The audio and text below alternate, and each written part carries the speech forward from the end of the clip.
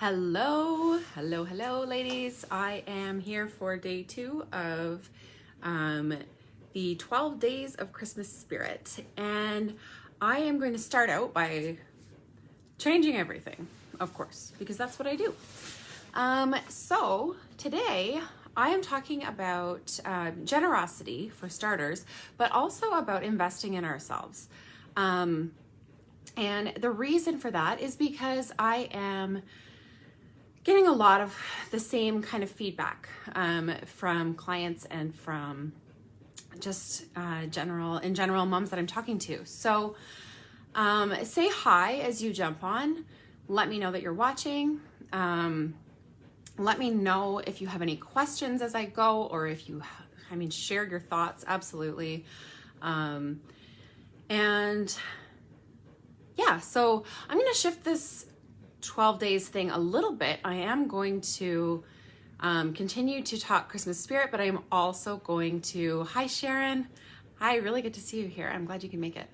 But I'm also going to talk a little bit about things on the business side, because there's been just, like I said, a lot of the same questions and discussions. So generosity, first of all, is one that I wanted to talk about. And at Christmas time, I think it's really important. And so that's why I picked it for one of my topics. But a lot of the stuff around Christmas tends to be around consumerism. It tends to be, the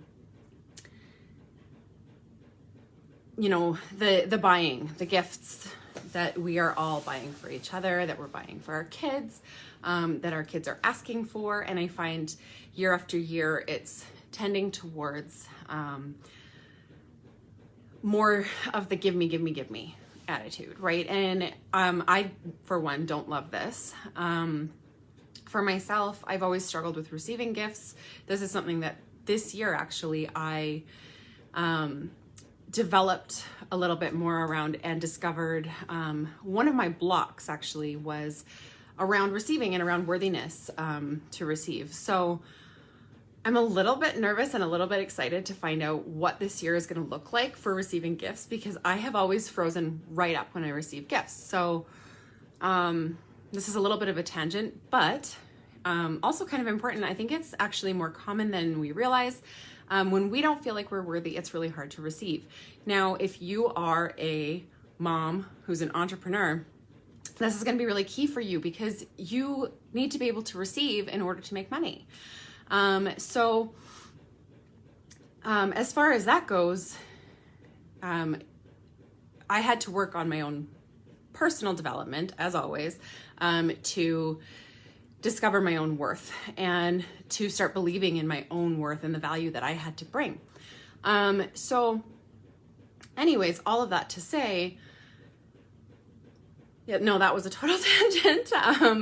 But I am looking forward to seeing how that plays out at Christmas time and with actually receiving gifts. However, my point was that for our kids, I think it's really, really important to teach them generosity and not just that receiving bit. So I think that in order to do this, there are lots of ways that we can do this other than just having a discussion, right? Just talking about it. Everything from paying it forward in a drive-through line. I don't know if you've ever had this happen. I have, and I absolutely love it when it happens. But if you pay for the car behind you, so that when they come up to pay, their order is already paid for. And if you ever have someone do it to you, you pass it along, right? So then you pay for the next car and whatnot. And it's just it's a really nice little pay it forward gesture. I really enjoy doing that. That can range to secret acts of service. My kids and I have done this once or twice, and growing up, it was a little bit more common. We would bake, big batches of cookies and go and deliver them on doorsteps, ring the doorbell, and run away. And we loved doing that, and I still love doing that. And I have done it a couple of times with my kids. Although these days I find people are a little more skeptical about things that arrive on their doorstep without a name tag attached, right? So, and then, it can continue on from there. Donations are a fabulous way to do it as well. So being generous is something that I try all the time to instill in my kids, but around Christmas time, I try really hard to focus on it even a little bit more. So the free gift that I have for you guys today is just a 12 days of generosity. And it's just 12 different ideas of things that you can do to practice generosity, either yourself or with your kids as a family. And yeah, there's some really good ones on there. Yes, Sharon, like clearing snow off someone's car without waving for acknowledgement. And you know, that actually brings to mind, like I said, I try to practice generosity with my kids all year long. We grow a garden, and our neighbors on the one side grow certain plants, and they will give us like tomato plants and things like that. And I absolutely love that. And then we're able to give back some of the things that we grow because we have more space in our yard for growing. So it's kind of like a trade-off, but it's not, you know, we're not measuring the amounts. We're not, you know, tit for tat kind of thing. It's, I love that energetic exchange. Oh, thank you, Diane. Very kind of you. And then our neighbors on the other side, both neighbors are quite a bit older than we are. But one thing that I love to do is through the summer, like we grow way more than we can possibly eat. So I give both neighbors our extras, right? And I give them to family and friends and all of this stuff. But just today, we had about a foot of snow fall, maybe more. I shoveled in the back, and I can't even describe how grateful, because we have a really big driveway, that my neighbor came out and snowblowed my driveway. And so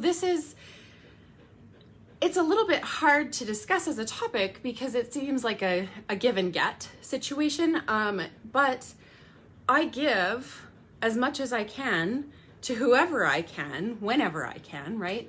And it always comes back around. And I don't mean that like give because you expect something to come back. But these neighbors, I was able to give them spaghetti squash and Swiss chard and all kinds of things like this throughout the summer. And it makes me feel a little bit less bad for the hard work that my neighbor did today to clear snow for me, but which I am so grateful for. So, yeah, generosity is super important, especially if you are working with young kids. Teaching your young kids, you want to make sure that you're teaching them generosity and not just that receiving piece, especially around Christmas time when it's so easy for us all to get into that receiving energy where it's just like, oh, I can't wait to get presents. You know, it's so much fun. And it is. And I love watching kids open their presents and be excited. But I also love watching that like more quiet pride on my kids' faces when they do something secretively that is generous and kind. So that is that piece of it. The other piece that I wanted to talk about today, and again, this is because it's been coming up in conversations lots. So I feel like it's something that a lot of business moms at least are going to benefit from. But I feel like kind of everybody. In the last year and a half, probably, I have really started diving into the self-help and personal development stuff. And like I said a little bit earlier on here, I used to have a really hard time with receiving gifts because of not believing in my own worth. Now, when it comes to gift time at Christmas, I don't know how all of you do it. My husband really likes me to give him a list. I've always been horrible for that. I'm just like, I don't know what I want. Give me something. Last year, though, I did come up with the idea for an Audible membership. And I ended up, the first book that I think that I got on there, because at the time I was reading a lot of self-help books, the first book that I got on there was The 5-Second Rule by Mel Robbins. And that book changed my life. And it's so raw, and she's so, you know, gruff and a little bit rough around the edges and everything, but I absolutely love her, and she changed my life. Now, why am I telling you this? I finally asked for something for myself. I invested in something for myself. I didn't personally, my husband did for me, but I mean, you know, he's my husband, so we all know how that works. So I asked for that membership, and it ended up being a huge investment, or ROI, so return on investment. It was, you know, a very nominal price, a very small amount, versus what I've gotten out of it. That one book started me on the road to so much more. And it is nowhere near the only book, obviously, that I've read on there. This year, I am not asking for this from my husband, but this year I have invested in myself again with a business coach. And this has been life-changing for me. As some of you know, I started out as the minimalist toddler mama, and that was just stemming from when I was really struggling with depression and anxiety and my ADHD and all the things kind of coming together. The first solution that I found was minimalism and simplifying my life. And when I did that, I was able to get a handle on things. So I started out, I was going to be coaching moms with young kids who wanted to minimize their stuff and simplify their lives, because there just hadn't been a ton of resources when I was trying to do that myself. And while I love that and I believe in that, it didn't give me a whole lot of drive and a whole lot of purpose. So working with a business coach has helped me to focus in and get to what really lies underneath that. And it shifted after that to the Calm Inspired Mama, which I still am sticking with, because my goal is to inspire moms, and my goal is to help bring calm and peace to people's homes, not just at Christmas time. So anyway, I was doing great, Sharon. Awesome. Thank you for coming. And the replay will be up too if you want to catch the rest of it. So, sorry. Anyway, so yeah, I switched and I was doing Calm Mama coaching, and I loved that. I loved talking with moms who were struggling with their anger, because anger was something that I struggled with hugely, and had discovered that I was able to, discovered that depression manifests as rage sometimes and not always just as sadness. And so that was mind-blowing information to me. I had never heard it before. My doctor had never mentioned it. None of my friends had ever talked about it. And so that's something that I do talk about occasionally. If you're new to my world, you might not have heard it yet, but I definitely try to get the word out about that as much as possible. But working with a business coach helped guide me to realize that, first of all, I was considering that I was not a successful entrepreneur because I was struggling to get started in my online business. She helped me to realize that I had had a day home that I had been running successfully for 8 years, that I started up on my own and owned myself, and that made me a successful entrepreneur. And she also helped me to realize that I had been parenting coaching basically for that entire time as well. So I had, sorry, my chair is really uncomfortable at the moment. I had pretty much every day home client that I had ever worked with had asked me for parenting advice, and they still do to this day. And I'd always given it, and it had always helped. And I had day home parents that reached out from years back, even just recently, I've had this happen, and asked me for parenting advice. And so she helped me to see that it was just a strength for me. It was something that I adore children on a level that is like beyond what most people understand. My husband's family calls me the baby whisperer. I have magic when it comes to kids. I'm amazing with them. I've got a way about it. And I had been telling myself that I couldn't be a parenting coach because, well, I was a horrible mother because I had rage issues. So anyway, this is a lot more of my story than I meant it to be. But working with a business coach and investing in myself in that way has opened up the doors to this business now that I love, that I am so proud of, and that I am so excited for every day. And I get up and I just I have to fight myself to do my own self-care stuff because I just want to get online and get going on it, because I really adore it. And so the reason that I'm talking about investing in yourself is because I have been hearing so much of, and not just directed at me, but in general, seeing so much of people saying that they can't afford to hire somebody, or they can't afford, I was the one saying this not that long ago, saying that I couldn't afford to hire a coach, but I was trying to be a coach and have people hire me.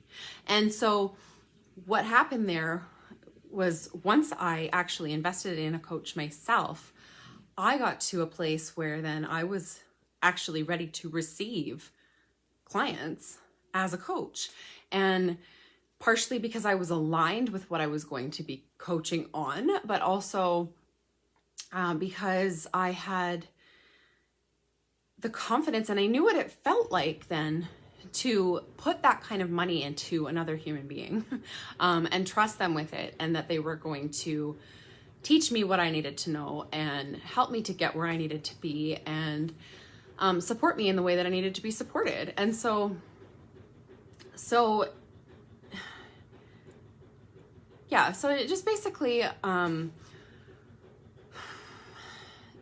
want to make this more known, I guess. And it's said a lot by a lot of coaches out there. If you're in the coaching world, you hear it all the time that, if you can't invest in yourself, why would anybody invest in you, and all of that. And it seems almost like a tactic to get people to sign up with you. And I've realized that it's not. And I'm not saying this to have people sign up with me.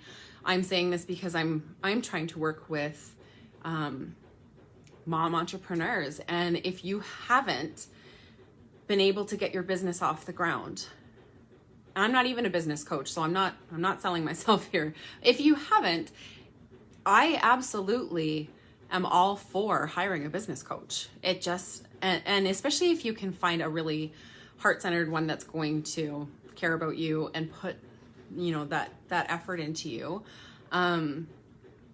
which I'd be happy to recommend my own. She's amazing.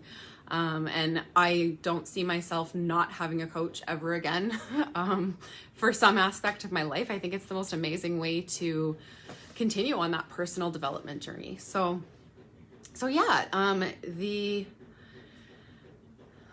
reason that I put these two subjects together today is because, first of all, with generosity comes that, what goes around comes around kind of mentality.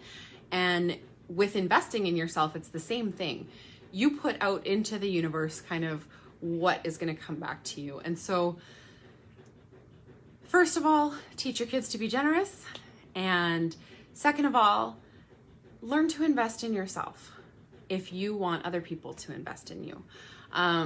And hopefully both of those concepts make sense. And let me know if you're interested. I do, like I said, I have that gift for you guys today, the 12 Days of Generosity download, which just has 12 different ideas. It's very simple, but ideas that you can use for yourself or for you and your kids.